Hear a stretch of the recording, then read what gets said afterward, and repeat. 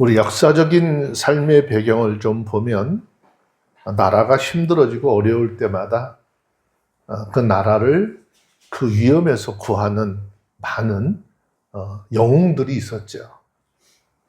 가장 큰 것이 아마 그 임진왜란 때에 이순신 장군의 역사가 우리 가운데 굉장히 깊이 자리 잡고, 이순신 장군이라고 하시는 그분은 어떻게 보면 우리 민족의 어리라고 할 수 있을 정도로 모든 민족에게 그런 그 소망을 가지고 그분만 바라봤던 그런 한 시절이 있었습니다. 현대사로 좀 돌아오다 보면 대한민국이라고 하는 나라가 정보가 수립이 되고 지금까지 참 많은 대통령들이 세워져 있었죠. 그래도 역사 속에서 가장 우리의 마음속에 남아있고 그분의 업적을 생각하는 분은 딱 한 분뿐이 없는 것 같아요. 그분으로 인해서 대한민국이 오늘 이 현대라고 하는 시대 속에 굉장히 큰 강국이 되도록 초석을 놓으시고, 돌아가시는 것 자체도 멋있게 돌아가신 게 아니라 안타까운 죽음이죠. 그래서 그분들이 장례를 치를 때 그 모습은 참 엄청났었어요. 국민적인 그런 슬픔이, 아픔이 너무나 컸었던 것을 우리 역사의 뒤안길에도 좀 찾아볼 수 있는 것이죠. 오늘 본문에도 등장하는 사람이 유다 백성들에게는 그렇게 굉장히 큰 소망이 되었었고 능력이 되었던 그런 한 왕에 대한 이야기를 좀 하고 있어요.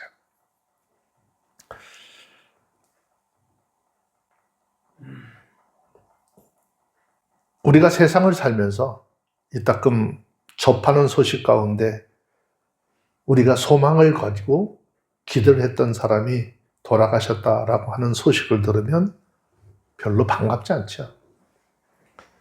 특히 누군가 국가적으로, 민족적으로 굉장히 그런 큰 일을 했던 훌륭한 사람이 돌아가셨다라고 한다면 좀 더욱 그렇죠. 오늘 본문의 말씀은 유다 이스라엘 백성들 역사 속에 많은 사람들에게 추앙받고 아주 대단히 존경받았던 우시야 왕이라고 하는 사람의 죽음에 대해서 기록을 하고 있습니다. 이 우시야 왕의 죽음이 이스라엘 백성들, 유다 사람들에게 슬픈 소식인 이유가 무엇이냐? 솔로몬 왕 이후에 유다 왕국에서 가장 훌륭한 왕이라고 평가를 받았던 왕입니다. 이 우시야는요, 16살 때부터 52년간 유다를 통치한 역사적으로 최장수의 군주로 군사적으로 강력한 리더였었고 탁월한 행정가였고 또 정치와 경제 모든 면에서 유다 왕국을 훌륭하게 세웠고 이끌어왔던 사람입니다. 그래서 우시야는 유다의 백성들에게 너무나 인기 많은 스타였고 살아있는 소망이었습니다. 비록 그의 인생 말년에 교만한 마음 때문에, 즉 하나님께서 금하신 제사장의 직무를 대신하다가 문둥병에 걸려서 결국은 죽게 되죠. 근데 그 문둥병에 걸려서도 살아있는 동안에 여전히 유다 백성들에게는 굉장히 큰 영웅이었어요. 소망이었어요. 그렇기 때문에 이 우시야 왕이 죽었다라고 하는 소식은요, 이스라엘 백성들에게 있어서는 하늘에 큰 별이 떨어지고 소망이 사라지는 대사건이었습니다. 그리고 이 우시야 왕이 죽자 유다에게는 걱정스러운 소식들이 막 들려오기 시작합니다. 북쪽에 있는 거대한 나라인 아수르가 이방 나라들을 하나 둘씩 점령해 오고 있다는 소식이 들려왔어요. 그뿐 아니라 또 동쪽에는요, 아수르보다 더 크고 힘센 바벨론이라고 하는 나라가 서서히 그 모습을 세상에 드러내고 있었습니다. 결국 유다에 정치적인 위기 상황이 닥쳐오고 있는 것이죠. 그 결과 그 강대국 사이에 끼어서 유다라고 하는 이 작은 나라는 마치 풍전등화의 위기에 빠지게 되었습니다. 이런 위기에서 그나마 의지할 만한 국왕 우시야도 죽었어요. 그리고 경험도 없고 미숙한 그의 아들 요담이 왕위에 있었는데 유다 백성들의 마음속에는 점점 소망의 등불이 꺼져가고 있고 그 다음에 미래에 대한 두려움이 점점 커지게 되었어요. 마찬가지입니다. 여러분, 우리의 삶 속에도 우리들이 무엇인가 기대했었던 것들이 사라지기 시작을 하면서 소망이 사라지고 미래에 대한 두려움이 크게 다가올 때가 있는 것이죠. 그러므로 내게 소망이 있나? 나는 앞으로 어떻게 살아야 될까 하는 생각이 우리 마음에 차기 시작을 한다라고 한다면 오늘 이사야 선지자를 부르신 하나님의 역사가 기록된 오늘 말씀을 통해서 이 말씀의 질문을 통해서 그 해답을 찾는 모두가 되어주시기를 주의 이름으로 축원합니다. 이사야서 6장은요. 이사야가 본 세 가지 비전으로 구성이 되어져 있습니다. 첫째는 하나님이 참으로 어떤 하나님이시냐라고 하는 것. 두 번째는 자기가 진실로 어떤 존재인가. 세 번째, 나는 사명은 무엇이냐. 하나님으로부터 받은 사명, 내가 감당해야 될 사명이 무엇이냐라고 하는 것을 이야기하고 있습니다. 우리가 세상의 모든 소망이 다 무너지고 뭔가 기대감이 하나도 생겨나지 않을 때 하나님에 대한 새로운 비전을 바라볼 수 있는 저와 여러분들이 되어주시길 바랍니다.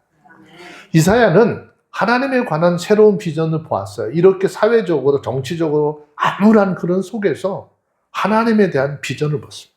다시 말해서 하나님의 위대하심을 새롭게 보았다라고 하는 것이죠. 비록 유다는 지금 처해져 있는 환경이 풍전등화의 위기에 처해 있지만 하나님은 크고 위대하시고 전능하신 분이라는 것을 보게 되었다는 것이죠. 그뿐 아니라 이 나라를 통치하고 인도하시고 책임지시는 분이 하나님이라고 하는 사실을 새롭게 보게 되었습니다. 신학자 필립스라고 하는 사람이 지은 책이 하나 있는데 당신의 하나님은 너무나도 작다라고 하는 그런 주제로 책을 쓴 책이 있어요. 그런데 이 책의 기록의 내용을 가만히 보면 현대에는 물리학이나 생물학, 천문학, 심리학 이런 것들이 굉장히 발달을 해서 인간이 한눈에 관찰할 수 있는 현재의 그런 세계 규모가 어마어마해졌다는 것이죠. 예전에는 보이지 않았지만 이제는 그런 걸 통해서 다 볼 수 있다는 것. 비록 하나님이라고 하는 단어는 쓰지 않더라도 이와 같이 복잡하고 거대한 우주 배후에 어떤 신이 존재하고 있다면 그 신은 정말 위대하고 강하고 한치의 오차도 없는 분이라고 하는 것인데 결코 작거나 무능하시고 또 연약한 그런 신이 아니라고 하는 것이죠. 그런데 하나님은 그러신데 우리 그리스도인들에게 이런 하나님이 어떤 하나님으로 보여지고 있느냐라고 하는 것이에요. 이 광대하고 이 크신 하나님이 하나님을 믿는 그리스도인들의 삶 속에 어떤 하나님으로 자리 잡고 있느냐라고 하는 것입니다. 사람들이 우상 숭배를 하는 이유가 뭘까요? 사람들이 우상 숭배하는 이유는요. 그것은 뭐죠? 하나님을 너무 작게 여기기 때문이죠. 하나님의 능력을 너무 평가절하하기 때문에 그런 것입니다. 그래서 그런 생각 때문에 하나님이 아닌 다른 존재를 찾게 되는 것인데 그것이 바로 우상 숭배인 것입니다. 그런데 오늘 본문을 살펴보면 이사야 선지자는요, 소망이 끊기고 위기가 찾아온 순간에도 우시야 왕과는 비교할 수 없을 만큼 위대한 왕 중의 왕이신 하나님을 바라보았다라는 것입니다. 여러분 삶에도 어려운 순간이 닥치면 우리를 구원하신 하나님이 얼마나 크고 얼마나 위대한 분이신지를 다시 바라볼 수 있어야 하는 것입니다. 지금 우리가 처해져 있는 이런 사회적 상황, 국가적 상황 이런 것은 사람의 논리로 볼 것이 아니라 그 모든 것을 다스리시고 인도하시는 하나님의 능력을 바라볼 수 있는 믿음의 눈이 필요한 것입니다. 본문에서 이사야 선지자가 바라본 하나님은 6가지의 특징을 나타내고 있어요. 첫째로 우리가 믿는 하나님은 여전히 살아계신 하나님이죠. 하나님은 산자의 하나님이라 그랬잖아요. 하나님은 죽은 하나님이 아니고 죽은 자의 하나님이 아니라 산자의 하나님이라 그랬어요. 그런데 이사야 선지자는 어떻게 구약마당에서 살아계신 하나님을 보았다는 거예요. 사회적으로는 모든 것이 다 절망스럽고 소망을 걸 만한 것이 하나도 없지만 그는 그런 가운데서 살아계신 하나님을 보았어요. 자, 8절에 있는 말씀 봅시다. 8절의 말씀 읽습니다. 시작. 내가 또 주의 목소리를 들은 적 이르시되 내가 누구를 보내며 누가 우리를 위하여 갈고 그때 내가 가로되 내가 여기 있나이다 나를 보내소서 그랬어요. 하나님은 살아계시고 구체적으로 사람에게 말씀하시는 거죠. 사명자들에게 하나님의 사람들에게 이제는 이제 성경 66권을 통해서 우리에게 말씀하고 있지만 구약마당에서는 하나님이 택하신 그에게 말씀하셨어요. 우리가 그의 목소리를 듣는다라고 하는 것이죠. 오늘 이 시대는 어떻게 해요? 하나님은 목소리를 우리에게 직접 들려주는 것이 아니라 성경에 기록한 하나님의 말씀으로 우리에게 말씀하고 있는 것이죠. 우리가 이 말씀을 듣는데 하나님의 말씀으로 들어야 하는 것이고 하나님의 음성으로 봐야 하는 것입니다. 그래서 9절에 보니까 뭐라고 그럽니까? 9절에 보니까 함께 읽을게요. 시작. 여호와께서 가라사대 가서 이 백성에게 이르기를 너희가 듣기는 들어도 깨달지 못할 것이요 보기는 보아도 알지 못하리라 그랬어요. 그래서 서두에 보니까 여호와께서 가라사대 이 백성에게 가서 이르라는 거죠. 이 말은 뭐죠? 하나님은 지금도 살아계신 하나님이신데 하나님의 말씀을 통해서 어떻게 하나님은 말씀을 통해서 우리에게 말씀하신다는 거예요. 너희들이 왜 자꾸 살아계신 하나님이 있는데 보이지 않는 어떤 형상을 쫓아가면서 왜 그것을 쫓아가려고 하느냐라고 하는 것이죠. 다시 말하면 하나님은 언제나 우리의 모든 문제에 대해서 다 알고 계신 분이 또 그 문제는 오직 하나님만이 해결할 수 있는 열쇠를 쥐고 하나님은 그 길로 인도하시는 것이에요. 여러분 온 우주 삼남 안상 속에 펼쳐져 있는 모든 문제들 지금 우리나라에 펼쳐져 있는 이런 문제들 그거 해결하실 분은 여호와 하나님 한 분밖에 없어요. 하나님이 그렇게 하실 것이고 그래서 우리는 사람 의지하는 것이 아니라 하나님을 의지하고 하나님 앞에 그렇게 기도하며 나가는 것입니다. 그래서 어떤 문제라도 그 예수의 이름을 의지해서 하나님 앞에 기도하기만 하면 하나님께서 그 문제에 대한 응답을 주시는 것이죠. 성경 말씀하잖아요. 너희가 믿고 구한 것은 받은 줄로 믿으라. 아니 기도가 끝나자마자 손에 이렇게 딱 있는 게 아니에요. 주어지는 게 아니에요. 내가 믿고 구했다고 한다면 내 때가 아니라 하나님이 원하시고 하나님의 영광 받으실 만한 그때에 하나님이 그 일을 해결해 주시고 드러낸 역사가 있게 될 것이다 라는 것이에요. 믿음으로 기도하면 조금도 의심하지 말라 그랬어요. 의심하는 자는 바다의 물결같이 요동하는 자라 그 사람은 거기서 어떤 해답을 얻을 수 없다라고 그랬어요. 두 번째는요, 하나님의 권위를 바라봤어요. 우리는 하나님의 말씀에 아무런 권위와 능력이 없다면 우리는 그 말씀에 귀를 기울일 필요가 없겠지요. 그런데 하나님은 하늘 보좌에 앉으신 분이라 그러죠. 보좌에 앉으신 분이라고 하는 이 말은 하나님께서 우리의 왕이 되어주신다는 거예요. 자, 성경 한번 보실까요? 시편 99편 1절 2절 한번 보시겠습니다.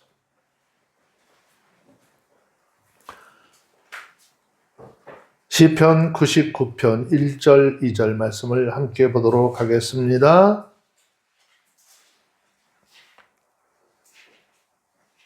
자, 한번 읽어볼게요. 읽습니다. 시작. 여호와께서 통치하시니 만민이 떨치고 여호와께서 그룹 사이에 자정하시니 땅이 분할 것이로다. 여호와께서 시온에서 광대하시고 모든 민족에게 높으시도다. 아멘. 여호와께서 통치하시니 만민이 떨 것이요 여호와께서 그룹 사이에 자정하시니 땅이 요동할 것이로다. 여호와께서 시온에서 광대하시고 모든 민족 위에 높으시도다. 이 하나님의 권세에 하나님의 능력에 도전할 수 있는 것은 아무것도 없다라는 것이죠. 그러므로 하나님은 최고의 권위를 가지고 계신 분이잖아요. 이 지구와 온 우주를 통틀어서 하나님의 위엄에 도전할 수 있는 것, 그 어떤 것도 없고 또 이 땅에 인생들도 없는 것입니다. 그러므로 삶을 살다가 여러분 조금 어려움을 만나시면은요, 모든 것을 가능케 하시는 그 하나님만 바라보시고 믿음으로 나가는 모두가 되어주시길 바랍니다. 세 번째, 하나님 전능하심을 봤어요. 여기서 하나님을 전능하신 하나님이라고 이야기를 하는 이유는요, 하나님이 말씀하시면 어느 것 하나 이루어지지 않는 것이 없기 때문인 것이죠. 그 이유는 뭐죠? 하나님은 모든 것을 하나님의 뜻대로 행하시는 거예요. 사람의 뜻대로 행하게 두시는 것이 아니라 하나님은 지금도 온 우주 인류의 역사를 하나님이 주장하고 계시고 그분이 섭리하고 계시고 하나님이 뜻하시는 대로 행하시는 것이죠. 자, 성경 다니엘서 4장 35절에 있는 말씀을 잠시 한번 볼까요? 다니엘서 4장 35절.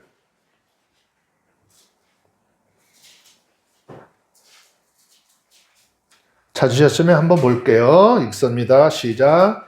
땅의 모든 거민을 없는 것 같이 하시며 하늘의 군사에게든지 땅의 거민에게든지 그는 자기 뜻대로 행하시나니 누가 그의 손을 금하든지 혹은 이르기를 내가 무엇을 하느냐 할 자가 없도다. 하나님이 하시는 일에 대해서 인간이 막을 수도 없고 거기에 대해서 이의 제기를 할 수도 없다는 것이에요. 왜? 우리 하나님은 절대 주권자이신 그 하나님이시기 때문에 하나님이 원하시면 하나님이 이루시고자 한다면 그분 뜻대로 이룰 수 있도록 하는 것이죠. 자, 성경 한 구절 더 볼까요? 욥기 23장 13절입니다.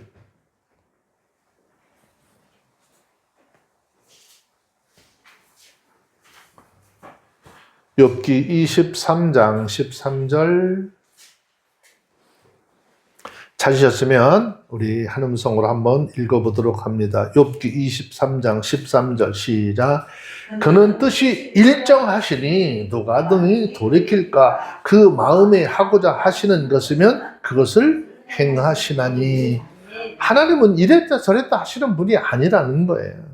우리 인생들은요, 뭐 수시로 변하고 이렇게 뒤집어졌다 엎어졌다 얼마든지 할 수 있지만 하나님은 뜻이 일정하시되 한번 그분이 계획하신 것은 정확하시고 오차가 없다는 거예요.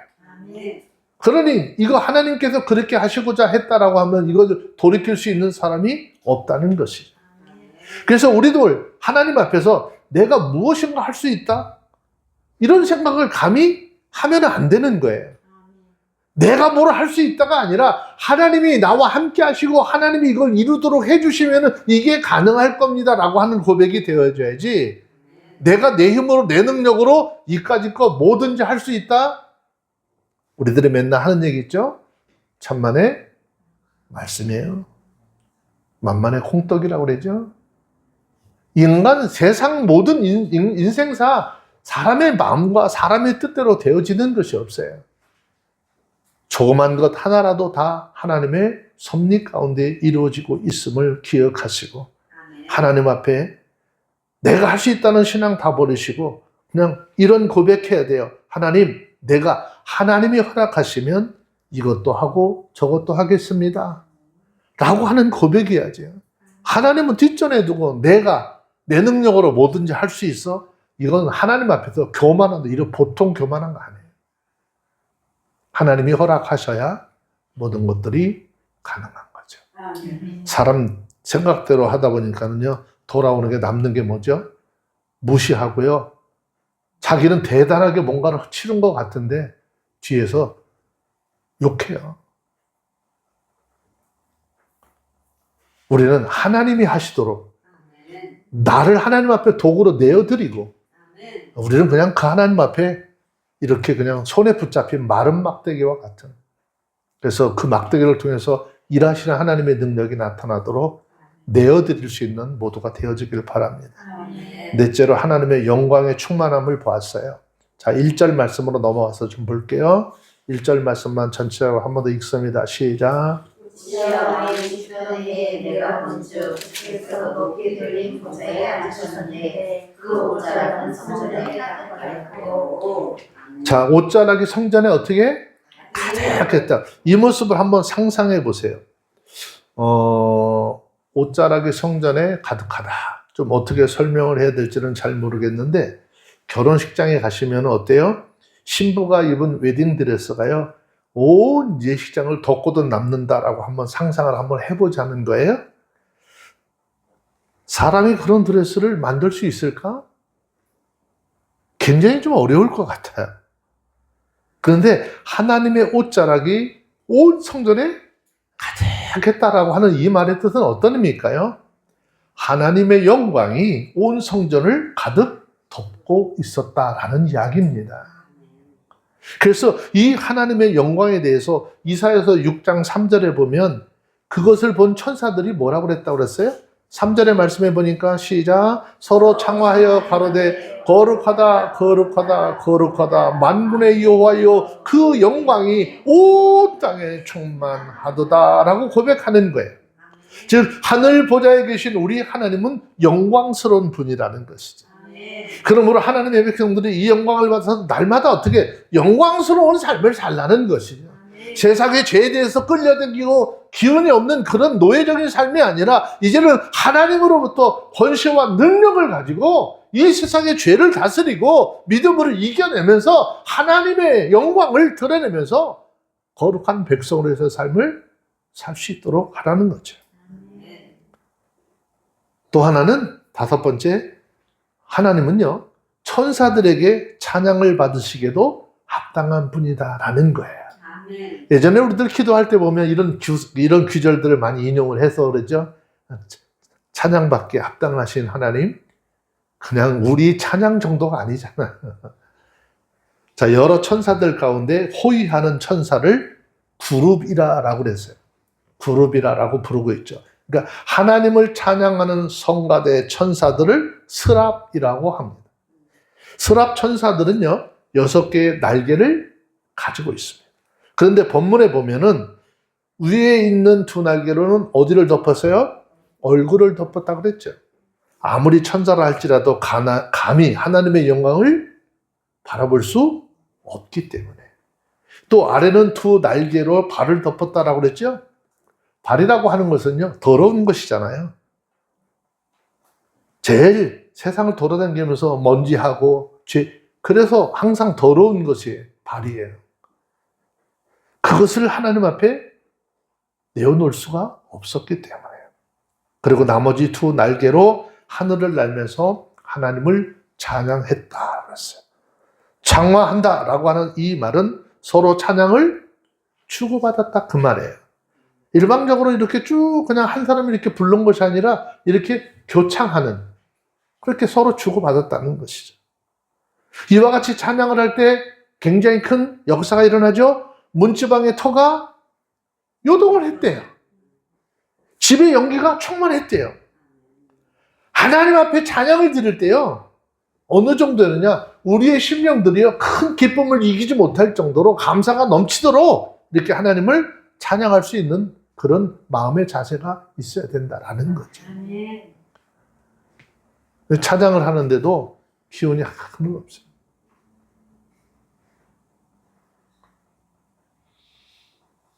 그것은 마음으로 하나님을 찬양하는 것이 아니라 우리 찬양할 때 정말 기쁜 마음, 감사가 넘치는 마음으로, 정말 그런 마음으로 온 마음을 다해서 하나님을 찬양할 수 있도록 해야 하는 것이죠. 자, 또 하나는 하나님의 거룩하심을 보았습니다. 자, 스랍 천사들이 하나님을 창화할 때 뭐라고 그랬죠? 거룩하다, 거룩하다, 거룩하다라고 노래했습니다. 이 말은 하나님은 창조주이시고 인생들은 피조물인데 이 둘 사이가 완전하게 구별이 되어서 인생들이 감히 하나님 앞에 다가갈 수 없는 그런 삶이라는 것이죠. 다시 이야기를 하면 인생들은 감히 하나님 앞에 나갈 수 없는 것이에요. 하나님은 우리가 감히 다가설 수 있는 분이 아니다는 거죠. 그런데 이 하나님이 우리를 사랑하셨어요. 우리를 찾아오셨어요. 그리고 또 우리를 위해서 십자가를 지시고 우리의 죄를 대신하심으로 죄사함을 얻게 하시고 감히 하나님을 우러러 볼 수도 없는 그런 우리들에게 하나님을 아버지라 부르게 했다는 것이죠.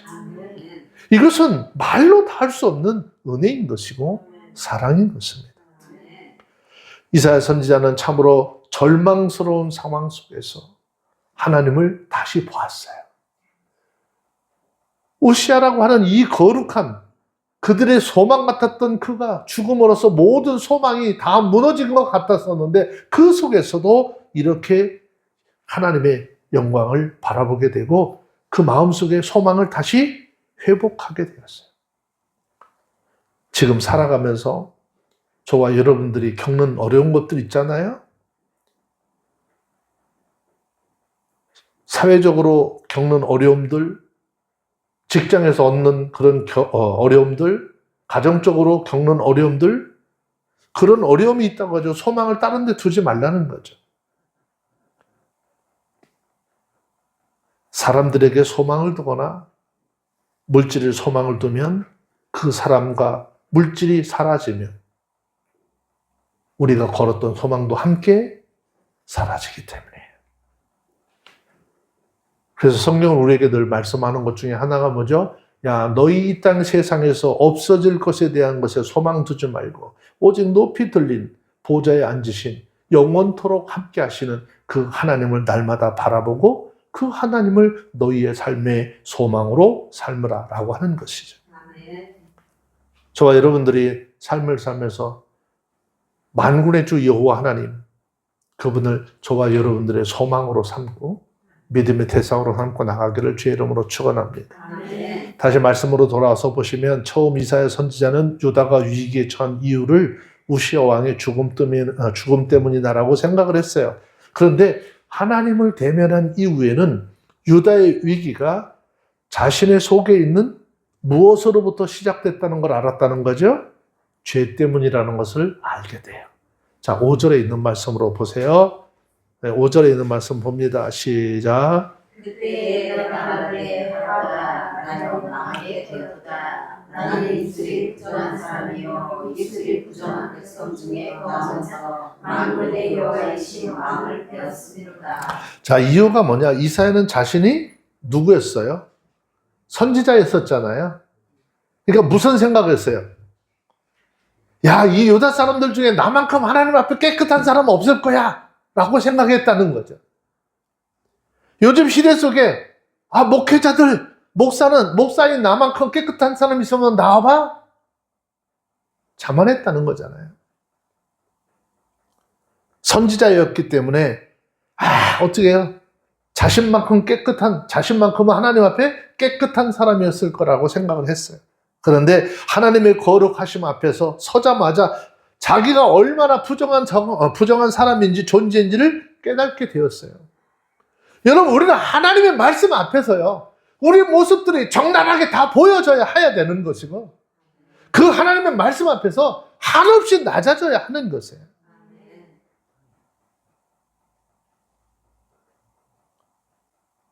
선지자는 그래서 하나님 앞에 자신의 입술이 부정하다라고 탄식하는 거죠.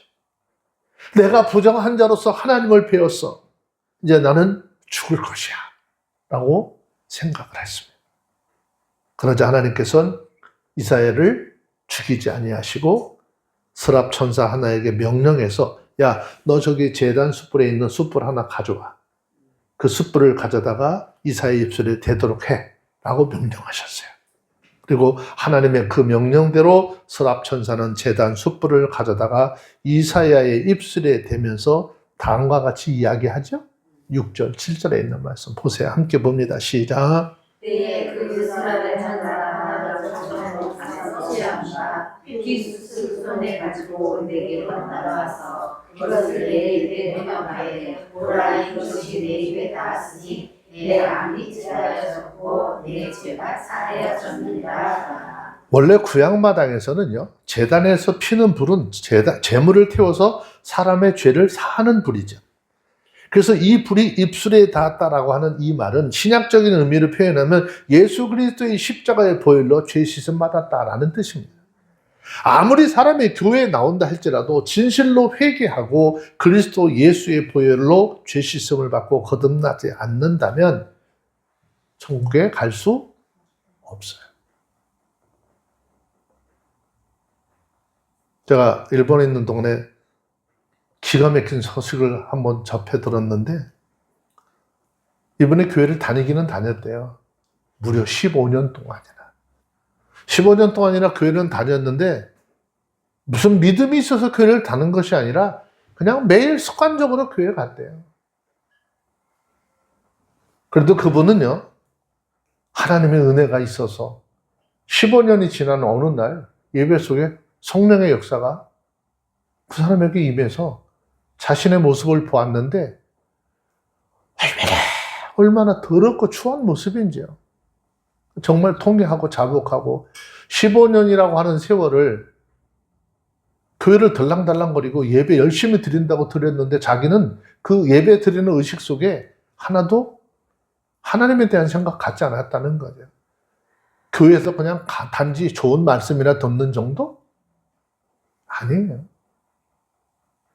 그분이 결국 그렇게 15년이 지나는 그날 성령 역사를 통해서 자신의 모습을 보고 하나님 앞에 철저히 회개하고 온전한 그리스도인으로서 이제 거듭나기 시작하고 말씀을 보기 시작하고 말씀을 설교를 듣는데, 비로소 말씀이 들어오기 시작하고 깨달아지기 시작하고 믿어지기 시작하더라라는 거예요.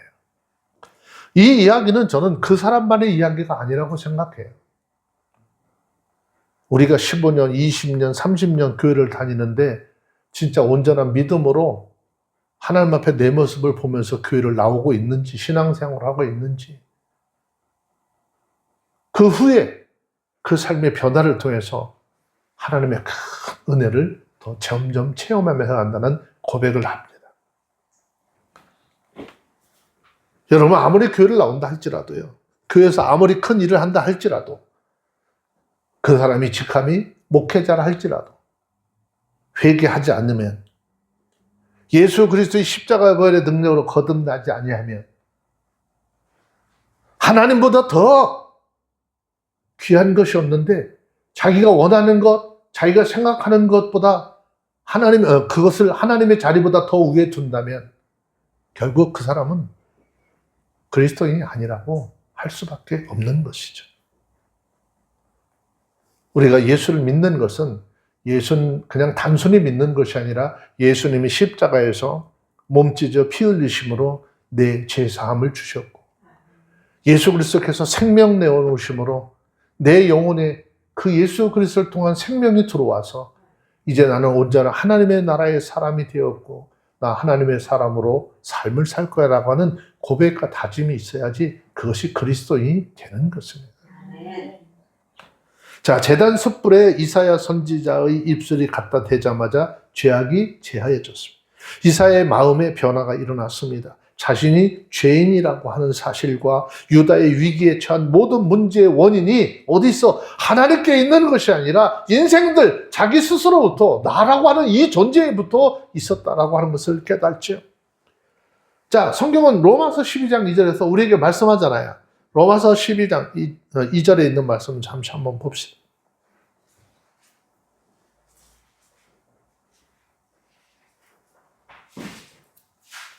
로마서 12장 2절 함께 읽습니다. 찾았으면 한번 읽게요. 시작.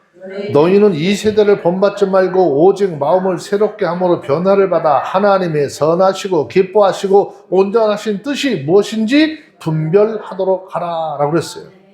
말씀과 성령의 역사를 통해서 변화받아야 내 뜻과 내 생각을 완전히 내려놓고 하나님의 뜻에 순종하며 나갈 수 있는 것입니다. 내 생각과 내 뜻을 내려놔야 하나님의 뜻을 발견할 수 있는 것입니다. 그리고 그 뜻에 순종할 수 있는 것입니다. 그러면 삶을 살아가는 동안에 아무리 절망스러운 상황이 닥친다 할지라도 낙심하지 않게 되어지는 것입니다. 하지만 아무리 교회를 오래 다녔다 할지라도 말씀과 성령의 역사를 통해서 변화가 없다면 결코 하나님의 뜻을 따를 수도 없고 순종할 수도 없습니다. 그리고 그 삶의 변화를 가져왔다라고 한다면 하나님의 말씀에 즉시 순종할 수 있어야 하는 거예요. 내일부터 할게요. 모레부터 할게요. 지금 앞에 있는 이 복잡한 일이 해결되면 할게요. 아니에요. 아무리 복잡하고 아무리 지금 뭔가 내 삶에 괴로움이 있다 할지라도 이거 삶의 변화가 왔다면 하나님의 말씀을 통해서 내가 그걸 깨달았다면 즉시 순종할 수 있어야 돼요. 아멘. 8절에 있는 말씀 한 절 더 볼게요. 읽습니다. 시작. 내가 때와 주의 목소리를 들은지어 이르시되 내가 물을 보내며 누가 우리를 위하여 자고 그때 내가 간대 내가 여기 있나이다 나를 보내소서. 이사야는 하나님께 죄사함을 받아 새롭게 변한 후에 하나님께서 부르시는 소리를 들었어요. 그리고 즉시 헌신하는 것이죠. 아멘. 하나님께서 이사야에게 주시는 소명은 쉬운 것일까요? 아니, 쉽지 않았어요. 그 이유는요, 하나님께서 이 당시 이사야가 예언할지라도 이스라엘 백성들이 듣지 않고 보지 않을 것이라는 것을 이미 알고 계셨어요. 지금 이 땅에 우리의 사역이 힘든 이유가 뭡니까? 올바른 성경을 아무리 이야기해도 들으려고 하지 않기 때문에 문제인 것이에요. 여기서 이 사역을 감당한다? 얼마나 큰 고행의 길인지요. 그래도 이사야가 낙담하지 않을 수 있었던 이유는 뭐죠? 백성들이 포로가 되어서 끌려가는 고통을 당한 후에 몇몇 안 되는 사람들이지만 이사야가 전하는 말씀을 듣고 마음의 변화를 받아서 그루터기처럼 남아있는 그 사람들에게 하나님께서 은혜를 베푸시고 또한 그 택하심을 입은 백성들을 다시 세우실 것을 약속하셨기 때문이라는 거예요. 아멘. 그 우리는 마찬가지입니다. 하나님의 말씀이 선포되지 않아요? 전부 달까? 아니, 그렇지 않아요. 그 중에서 한 사람만이라도 하나님의 말씀의 은혜를 받고 삶의 변화를 가져온다라고 한다면 하나님은 그 신앙의 변화를 된 그 사람을 통해서 하나님의 나라를 다시 일으키는 그루터기를 세워주시는 거예요. 아멘. 새로운 생명 역사를 시작할 수 있는 믿음의 뿌리요. 아멘. 너무 중요한 거예요. 이처럼 이사야는 하나님으로부터 쉽지 않은 사명을 받았지만 그 사명을 수행함으로써 절망과 위기를 극복하였다는 사실을 기억하시기 바랍니다. 아멘. 하나님은 오늘 이 말씀을 통해서 현대를 살아가는 우리들에게 말씀하시고자 하는 것이 있습니다. 너희는 이 땅에 유명하고 강직한 사람들이고 뭔가 있는 사람이라 사람에게 소망 두지 말라는 거예요.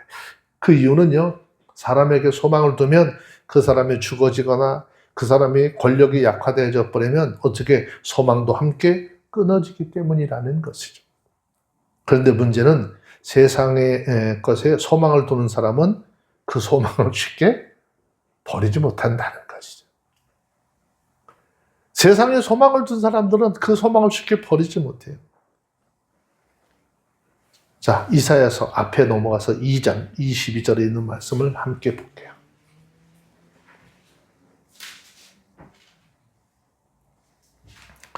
이사야서 2장 22절 읽습니다. 시작. 너희는 인생을 의지하지 말라. 그의 호흡은 코에 있나니 수의 자체가 인동이라. 인생들은 호흡하는 동안만 존재하는 거죠. 호흡이 끊어지면 모든 수 다 돌아가는 거잖아요. 자, 시편 146편 3절 한 절만 좀 더 봅시다.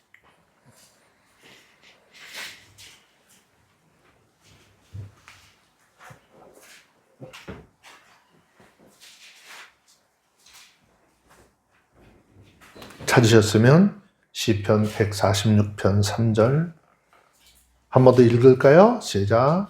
방백들을 의지하지 말며 도울 힘이 없는 인생도 의지하지 말지. 네, 여기서 말하는 방백들은 세상의 권력가들 얘기하는 것이잖아요. 이런 사람도 뭐 하지 말래? 의지하지 말래요. 도울 힘이 없는 인생도 의지하지 마라. 그러면서 이사야서 2장 22절에 말씀하신 것처럼 뭐죠? 그 호흡은 코에 있다는 거예요.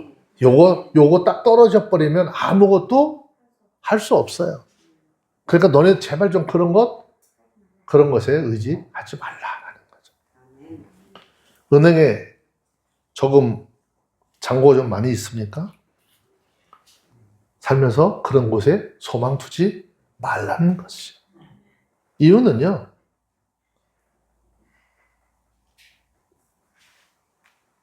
은행 창고에 잔고가 있을 때는 소망이 있었는데 잔고가 비게 되면 어떻게 소망도 함께 날아가는 거죠. 건강과 권력 마찬가지입니다. 건강이든 권력이든 명예든 결코 오래 가지 못하는 것이잖아요. 하지만 영원하시고 전능하신 하나님은 불가능을 가능하게 하시고 아멘. 없는 것을 있게 하시는 그 하나님 앞에 소망을 두면 비록 죄 많고 추악한 존재라 할지라도 우리를 깨끗해 하시고 변화시키시고 우리에게 사명도 주시고 절망을 소망으로 바꾸어 주십니다. 아멘. 그래서 우리는 내 삶을 복되게 하시고 영원토록 빛나게 하실 하나님만 의지하며 살아가는 저와 여러분들이 다 되어주시기를 주의 이름으로 축원합니다. 아멘. 기도하겠습니다. 하나님 감사합니다. 우리는 이 땅에 살면서 우리가 기대했던 소망들이 살아갈 때 어떻게 살아갈까 고민하기도 합니다. 슬퍼하기도 합니다. 세상의 모든 것들이 다 끝난 것 같은 생각을 가지고 살아갈 때도 있습니다. 그러나 우리 인생의 절대 주권자이신 그 하나님, 우리에게 영원한 소망을 가지시고 영원한 생명 가운데 이끄시는 그 하나님을 바라보게 하시고 하나님 앞에 우리 모든 마음의 소망을 두고 하나님의 일하심을 쫓아 살아가는 모두가 되게 하옵소서. 아멘. 우리 주 예수님의 이름으로 기도합니다. 아멘. 아멘.